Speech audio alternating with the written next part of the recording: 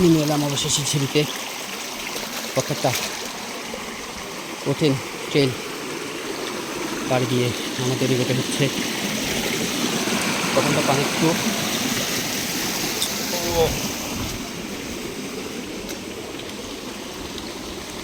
বড় বড় পাথর, বিশাল বিশাল পাথর। আর এগুলো হচ্ছে পানি যেতে যেতে একদম শক্ত পাথরে ট্রেন পথ হয়েছে।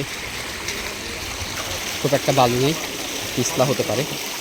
দেখেন কত বিশাল বিশাল পাথর। দুপাশে বেশিরভাগ হচ্ছে বাঁশঝুপ, প্রচণ্ড বাঁশঝুপ। আমরা গহীন জঙ্গলের মধ্যে আছি এখন।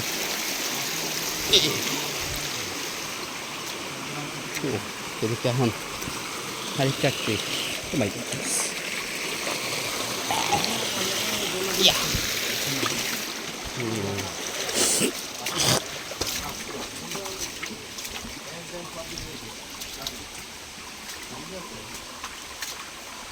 দিয়ে যেতে হবে, নিচ দিয়ে গেলে পানি, উপর দিয়ে যেতে হবে।